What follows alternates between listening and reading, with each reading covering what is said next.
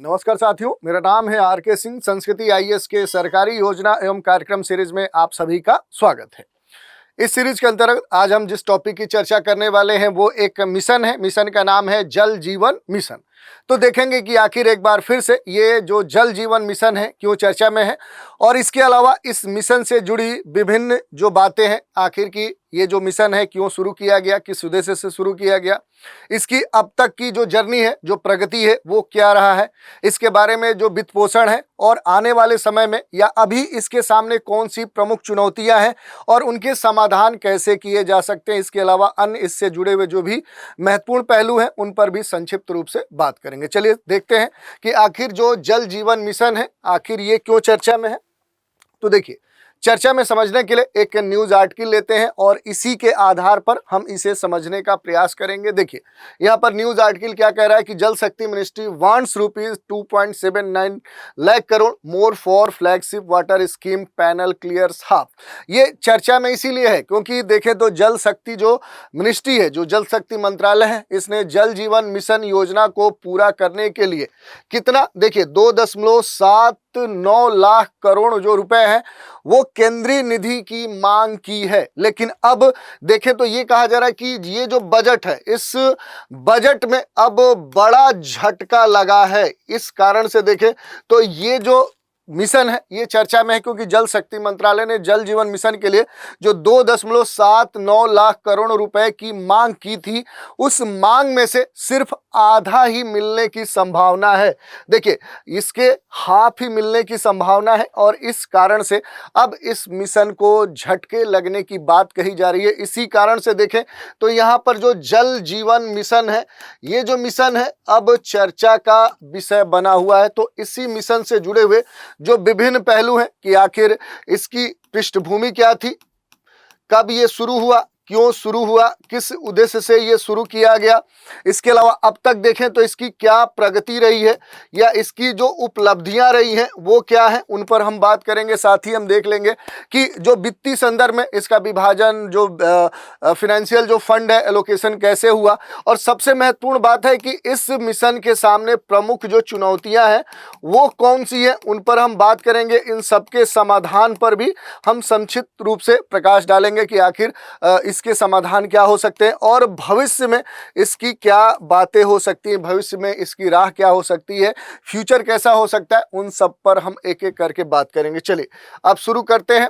यहाँ पर देखते हैं कि जो जल जीवन मिशन है ये क्यों चर्चा में है, तो इस पर थोड़ा सा हम बात करने का प्रयास करेंगे। तो देखिए, अगस्त 2019 में शुरू किया गया जो जल जीवन मिशन है, ये क्या है कि भारत सरकार की एक महत्वाकांक्षी पहल है।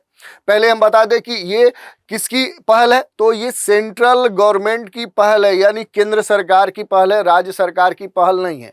अब बात करें कि ये जो जल जीवन मिशन है आखिर किस उद्देश्य से स्टार्ट किया गया, ये सबसे महत्वपूर्ण बिंदु हो जाता है। तो देखिए, जो भी ग्रामीण क्षेत्र हैं, खास तौर पे देखें तो जो ग्रामीण परिवार हैं उनको इसमें फोकस किया गया था। तो जो ग्रामीण परिवार हैं, जो कह सकते हैं कि ग्रामीण क्षेत्रों में रहते हैं, उनके कार्यात्मक घरेलू जो नल कनेक्शन है उनको प्रदान करने के दृष्टिकोण से, देखिए ग्रामीण जो परिवार हैं इनको ध्यान में रखा गया और खास तौर पे इनके कार्यात्मक, देखिए बड़ा ही यहाँ पर सटीक तरीके से ये जो वर्ड है ये यूज किया जा रहा है कि कार्यात्मक घरेलू जो नल कनेक्शन है, इस घरेलू नल कनेक्शन को ध्यान में रखते हुए ये क्या है कि ये जो योजना है, ये जो मिशन है, ये स्टार्ट किया गया था कि इस तरह के कार्यात्मक घरेलू नल कनेक्शन क्या किए जाएंगे, इनको प्रदान किए जाएंगे। और इसी लक्ष्य के साथ ये देखें तो केंद्र सरकार की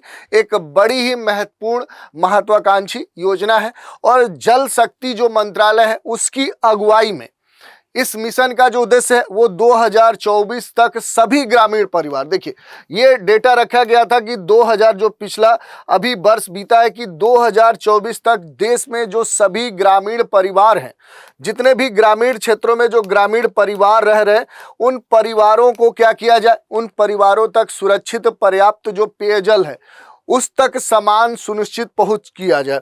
तो जितने भी ग्रामीण परिवार हैं उन तक पर्याप्त, ये भी नहीं कि केवल पहुंचाना लक्ष्य नहीं है, बल्कि पर्याप्त और सुरक्षित और इसके अलावा देखें तो सुरक्षित के साथ क्या है कि समान पहुंच, इसमें भी कह सकते हैं कि असमानता नहीं है बल्कि समान जो पहुंच है वो सुनिश्चित करना इस जल जीवन मिशन का महत्वपूर्ण उद्देश्य है। और अपने शुभारंभ के बाद देखें तो विभिन्न वर्षों में ये जो जल जीवन मिशन है इसमें खास तौर पे उल्लेखनीय प्रगति की, लेकिन अब इसे वित्त पोषण संबंधित जो समस्या है उनसे जूझने की बात कही जा रही है, क्योंकि इसके लिए जितना फंड डिमांड किया गया था उसका आधा ही फंड मिलने की बात कही जा रही है। और इसी कारण से देखें तो अब इसके सामने संकट की स्थिति उत्पन्न हो सकती है, क्योंकि अपने अंतिम क्रियान्वयन के चरण में ये अब पहुंच चुका है, लेकिन अब इसको जितना फंड चाहिए उतना फंड नहीं मिल रहा। इस कारण से इस पर खास तौर पे जोर दिया जा रहा है कि आखिर अब आने वाले समय में इसके सामने कौन सी चुनौतियां और उभर सकती हैं, उन पर चर्चा किया जा रहा है। और इसके अलावा अगर हम बात करें कि जल जीवन जो मिशन है इसके कुछ महत्वपूर्ण जो उद्देश्य हैं, जो दृष्टि है जिसको ध्यान में रखते हुए स्टार्ट किया गया था। देखिए, मिशन का उद्देश्य पहले मैं बताया कि 2024 तक व्यक्तिगत जो नल कनेक्शन है उसके माध्यम से सुरक्षित और जो पर्याप्त पेयजल है वो क्या करना है, उपलब्ध कराकर हर घर में जल है वो सुनिश्चित करना है।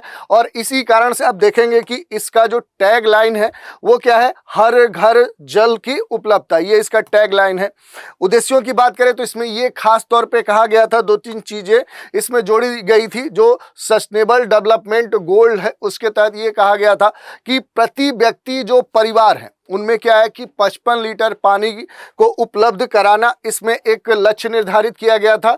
टिकाऊ जो जल आपूर्ति प्रणालियां हैं उनको बढ़ावा देना, सामुदायिक जो भागीदारी है, जो पारदर्शिता है उसको सुनिश्चित करना, स्रोत स्थिरता और जो ग्रे वाटर प्रबंधन है उसको इंटीग्रेट करना इसमें शामिल किया गया था। और इसी कारण से आप देखेंगे तो इसके कई सारे जो लक्ष्य हैं वो निर्धारित किए गए थे कि एडिक्वेट क्वालिटी इसमें रखा गया था, रिलायबिलिटी रखा गया था, इक्विटी इंक्लूसिवली, और इसके अलावा सस्टेनेबिलिटी को इसमें जोड़ा गया था, एफोर्डेबिलिटी को जोड़ा गया था, और क्वालिटी आधारित जो ये गोल है इनको निर्धारित करने का प्रयास इस मिशन के तहत किया गया था। इसके अलावा देखें कि अब तक इस मिशन में क्या प्रगति हुई उसको आप देख सकते हैं। जैसे 31 मार्च 2025 तक, यानी कि इस महीने के अगले महीने यानी जो बीता है, तो हाल का डेटा है जिसमें ये कहा गया है कि 14.56 करोड़ जो ग्रामीण परिवार हैं, लगभग 73% यानी टोटल जो टारगेटेड मास था उसका 73% को जल जीवन मिशन के तहत नल जल कनेक्शन क्या कर दिया गया है, प्रदान कर दिया गया है। गोवा, हरियाणा, गुजरात, तेलंगाना सहित 13 राज्यों और केंद्र शासित प्रदेशों ने लगभग 100% जो कवरेज है वो हासिल कर लिया है। 2.12 लाख गांवों को हर घर जल जो प्रमाणित है वो घोषित किया गया है, जहां हर घर में देखें तो कार्यात्मक जो जल नल कनेक्शन है वो प्रदान कर दिया गया है। स्थानीय जो भागीदारी है, जो निगरानी है वो सुनिश्चित करने के लिए 6.2 लाख ग्राम स्तरीय जल और स्वच्छता जो समितियां हैं उनका भी गठन किया गया। यानी कि ये जो पूरा इको कह सकते हैं कि इंफ्रास्ट्रक्चर डेवलप किया जा रहा, इसकी निगरानी, इसकी सुरक्षा भी की जा सके। तो इस तरह की बातें कही गई हैं। अब वर्तमान में जो वित्त पोषण की स्थिति है और जो चिंताएं हैं उनकी अगर बात करें कि जैसा अब सुनने में आ रहा है और इसके जो डेटा आ रहे हैं उनमें अतिरिक्त निधि की मांग की गई थी, लेकिन अब जो डिमांडेड नीड थी, जितना फंड चाहिए था उसका आधा ही इसे मिल पाएगा। मीडिया रिपोर्ट का ये कहना है कि जल शक्ति मंत्रालय ने जल जीवन मिशन को बनाए रखने के लिए 16वें वित्त आयोग से अतिरिक्त 2.79 लाख करोड़ रुपए की मांग की थी। हालांकि ये कहा जा रहा है कि वित्त आयोग की जो अंतरिम समिति है उसने केवल 1.42 लाख करोड़ रुपए की ही सहायता को मंजूरी दी है। तो अनुरोधित जो राशि है उसका केवल अब आधा ही इस मंत्रालय को मिलेगा। इस कारण से अब कहा जा रहा है कि इसके सामने कुछ महत्वपूर्ण जो चुनौतियां हैं वो देखने को मिल सकती हैं। इसके अलावा भी इसके सामने कई सारी जो चिंताएं हैं वो देखने को मिल सकती हैं। जैसे अगर बात करें तो वित्तीय जो आवश्यकता है उस पर खास तौर पे यहाँ पर विवरण दिया गया। जैसे मिशन का जो मूल्य परिव्यय है वो 3.60 लाख करोड़ रुपए है। ये केंद्र और राज्य एक तरह से कंबाइन स्तर पे था और अब तक केंद्र ने लगभग देखें तो इसमें 1.58 लाख करोड़ आवंटित किए हैं और 1.12 लाख करोड़ वितरित भी किए हैं। अतिरिक्त जो निधियां हैं उनकी जो मांग है वो मुद्रास्फीति के कारण बढ़ी हुई जो लागत है, कवरेज जो विस्तार है और इसके अलावा जो भी इसका संचालन है, रख रखाव संबंधित जो भी प्रणालियां हैं उनकी आवश्यकता से और ये बढ़ गई हैं। फंडिंग गैप की अगर बात करें तो धनराशि की जो कम स्वीकृति है, इस कम स्वीकृति होने के कारण जो उत्तर प्रदेश है, पश्चिम बंगाल है, राजस्थान है, ऐसे पिछड़े राज्यों में जो कवरेज है, जो जल नल कनेक्शन की बात कही जा रही है उसमें अब देरी हो सकती है। जहां अभी भी देखें तो केवल 60% से भी कम कवरेज देखने को मिल रहा है और ये जो स्थिरता है इस पर अब चिंताजनक स्थिति देखने को मिल सकती है, क्योंकि अब इसके लिए जितना एलोकेशन होना चाहिए उतना एलोकेशन फंड केंद्र सरकार नहीं दे रही है। इस कारण से ये जो जल जीवन मिशन है ये कहीं ना कहीं अब पूरा होता नहीं दिख रहा है, क्योंकि इसके बारे में 2024 तक ही एक तरह से टारगेट रखा गया था, लेकिन अभी भी इसके जो लक्ष्य हैं वो काफी दूर दिख रहे हैं। ठीक है, राज्यों और स्थानीय शासन की अगर भूमिका की बात करें तो जल जीवन जो मिशन है एक विशिष्ट विशेषता सामुदायिक कह सकते हैं भागीदारी पर इसका खास तौर पे जोर है और ग्राम जल और स्वच्छता जो समितियां हैं, परिचालन, रख रखाव, नियमित निगरानी के लिए कहीं ना कहीं इनकी जिम्मेदारी इन पर रखी गई है ताकि इसमें जो स्थानीय सहभागिता है उसको भी प्राथमिकता दिया जाए। क्षमता निर्माण प्रयासों में देखें तो फील्ड टेस्ट जो किट है उसका उपयोग करके जल गुणवत्ता परीक्षण में 4 लाख से अधिक महिलाओं को भी इसमें ट्रेनिंग दी गई है। राज्य और केंद्रीकृत जो भी योजनाएं हैं उनका जो क्रियान्वयन है वो सुनिश्चित करने के लिए ग्राम कार्य जो योजना है वो तैयार इसमें करनी होगी। तो ये सारी इसकी विशेषताएं हैं। इसके अलावा कुछ अन्य विशेषताओं की बात करें, जैसे सामुदायिक जो सहभागिता है उसको ये क्या करता है, ये प्रोत्साहित करता है। तो हमने पहले ही देखा कि जो भी सेवाएं हैं उन सेवाओं तक न्याय संगत जो पहुंच है वो सुनिश्चित करने में स्थानीय जो स्वामित्व है और जल सतत प्रबंधन के लिए एक विकेंद्रीकृत समुदाय आधारित जो दृष्टिकोण है वो जल जीवन जो मिशन है इसमें हमें देखने को मिलता है। यही नहीं, जल जीवन मिशन के अंतर्गत जो वित्त पोषण का स्वरूप है इसकी अगर बात करें तो इसमें स्थानीय जो समुदाय हैं उन समुदायों से गांव में जो जलापूर्ति है, जो वाटर की सप्लाई है, उसका जो पूरा इंफ्रास्ट्रक्चर है उसके लिए कुल जो पूंजीगत जो लागत है वो 5 से 10% का अंशदान होगा। जो भूभाग का जो सामाजिक पूरा मास है, जो जनसांख्यिकी है, जो डेमोग्राफिक है, उस पर ये निर्भर करेगा ताकि जो भी सामुदायिक कह सकते हैं कि स्वामित्व है उसकी भावना पर भी जोर दिया जा सके। इसके अलावा ये कहा जा रहा है इसमें खास तौर पे कि जो भी चीजें होंगी जागरूकता फैलाने के माध्यम के रूप में इसे जोड़ा जाएगा, जल बंधु के रूप में इसे जोड़ा जाएगा। जैसे जल का जो भी उपयोग करता है, जो भी समितियां हैं उन समितियों को प्रशिक्षण इसमें देना शामिल होगा, जिसमें जल बंधु मोबाइल जो मैकेनिक्स हैं उनको नेटवर्क विकसित करना होगा। देश भर में जल जो बिंदु हैं, जल बिंदु के रखरखाव और मरम्मत से पहले प्रभावी साबित करना होगा। तो ये सारे जो प्रयास हैं वो किए जाने वाले हैं, लेकिन इन सबके साथ इस मिशन के सामने कई सारी जो चुनौतियां हैं वो भी हमें देखने को मिली है, जिसमें सबसे जो महत्वपूर्ण चुनौती देखने को मिली है वो है देश में भौगोलिक जो विविधता है। जैसे पूर्वोत्तर छत्तीसगढ़ जैसे पहाड़ी और जनजातीय जो क्षेत्र हैं वहां पर परिवहन से संबंधित क्या है, ट्रांसपोर्टेशन से संबंधित क्या है, कई सारी जो चुनौतियां हैं वो देखने को मिली है। जल स्रोत की जो स्थिरता है, जैसे सूखाग्रस्त जो भी क्षेत्र हैं उन सूखाग्रस्त क्षेत्रों में जल स्रोत का जो क्षरण है वो एक गंभीर मुद्दा बना हुआ है। तो ऐसी भी चुनौतियां इस मिशन के सामने देखने को मिल रही हैं। मानव संसाधन की जो कमी है, जो ह्यूमन रिसोर्स है, उसकी कमी भी एक बड़ा चैलेंज है, क्योंकि मिशन को तकनीकी और प्रबंधकीय स्तर पे इसकी भूमिकाओं को निभाने के लिए गांव और ब्लॉक स्तर पे जो प्रशिक्षित, जो स्किल्ड कह सकते हैं कि जो स्किल्ड और ट्रेंड अगर हम बात करें ह्यूमन रिसोर्स की, तो वो कमी देखने को मिली है। तो ये भी एक बड़ी चुनौती इस स्कीम के सामने है। जल गुणवत्ता संबंधित भी मुद्दे हैं। अगर क्वालिटी से संबंधित बात करें तो जो फ्लोराइड है, आर्सेनिक है, लौह संदूषण है, ऐसे कुछ तत्व हैं जो अलग अलग राज्यों के पानी में ये पाए जाते हैं और इनकी जो मात्रा है वो काफ़ी अधिक है।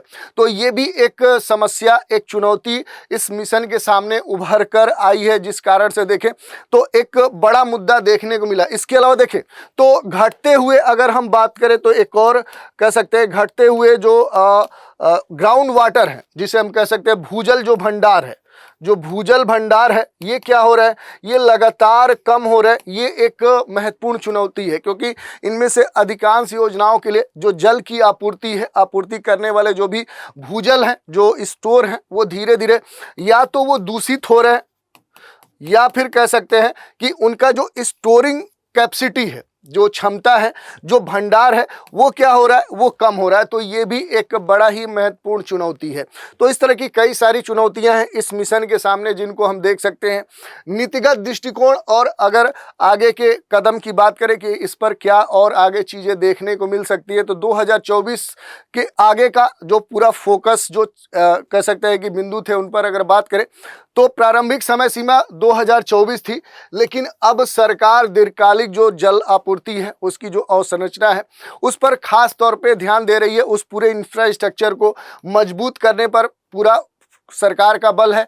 और कुछ अगले प्रमुख कदमों की बात करें जिस पर सरकार का यहाँ पर ध्यान देखने को मिल रहा है, वो है जल गुणवत्ता की निगरानी, यानी कि जल की मात्रा ही नहीं बल्कि उसकी गुणवत्ता पर भी ध्यान दिया जा रहा है। इसके अलावा जो भी निगरानी प्रणाली है वो स्थापित करने का प्रयास किया जा रहा है। ग्रे वाटर पुनः जो उपयोग तंत्र है उसको रेगुलेट करने पर जोर दिया जा रहा है।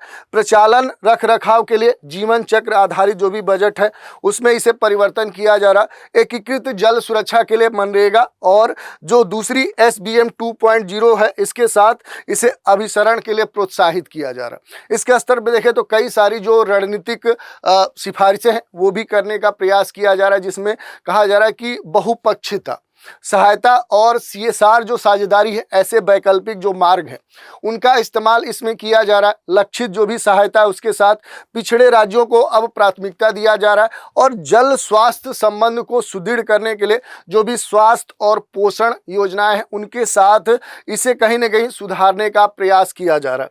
इसके अलावा अगर हम देखेंगे तो एक दो चीज़ें और हैं जिन पर हम बात कर सकते हैं कि भारत में जल संकट को कम करने या इसके समाधान के लिए क्या किया जा सकता है। ये बड़ा ही एक महत्वपूर्ण विषय है। तो इसकी अगर हम बात करें तो देखिए, भूजल तक जो पहुंच है उसका जो प्रबंधन है वो किया जा सकता है। मैनेजमेंट के स्तर पे कई सारे जो बहुउपयोग हैं उनके लिए निष्पक्ष और पारदर्शी जो एलोकेशन है उसके लिए एक साझा संसाधन के रूप में इसका इस्तेमाल किया जा सकता है। जल संतुलन, जैव विविधता को सहारा, मीठे जो फ्रेश वाटर है उसके लिए पारिस्थितिकी तंत्र को संरक्षित किया जा सकता है। ऐसे प्रयास किए जा सकते हैं। इसके अलावा इसमें सबसे जो महत्वपूर्ण बात है कि इसमें जो प्राइवेट पार्टनरशिप है, जिसमें कहे तो जो निजी क्षेत्र है, निजी क्षेत्रों की जो भागीदारी है वो भी एक महत्वपूर्ण विषय हो सकता है इसके समाधान के लिए, क्योंकि निजी क्षेत्र एक सामान्य मानक ढांचे के तहत इन सेवाओं को प्रदान करने में एक महत्वपूर्ण भूमिका निभा सकते हैं।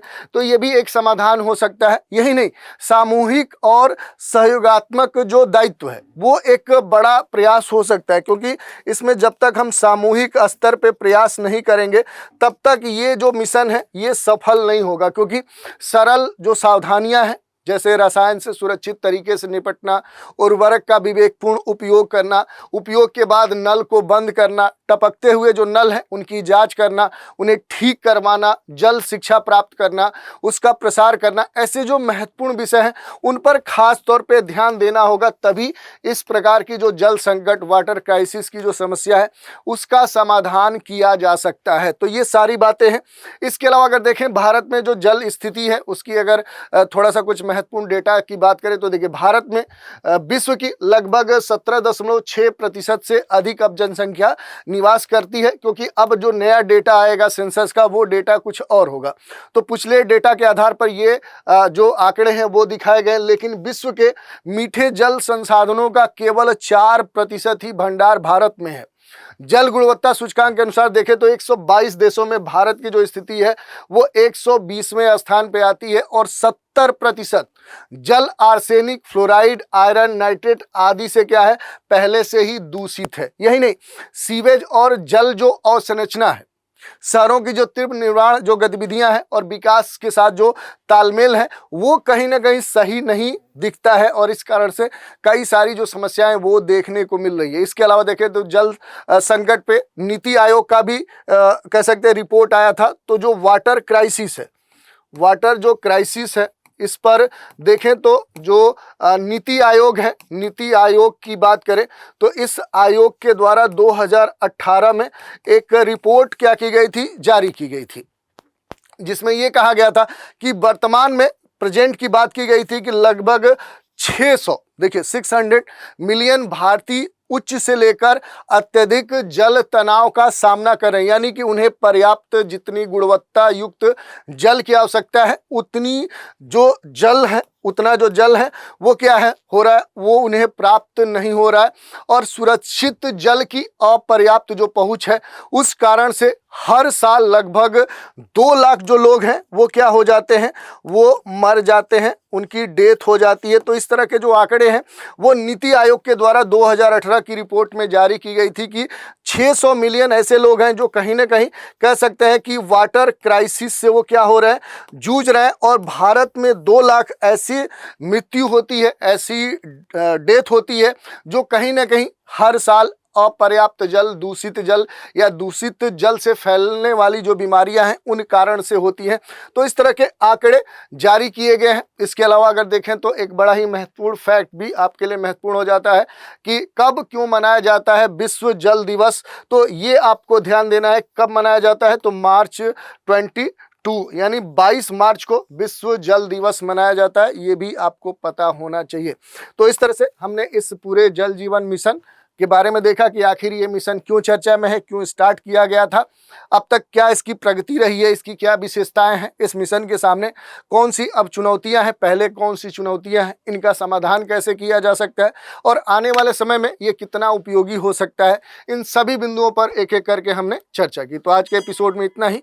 आप सभी हमारे साथ बने रहें, इसके लिए धन्यवाद।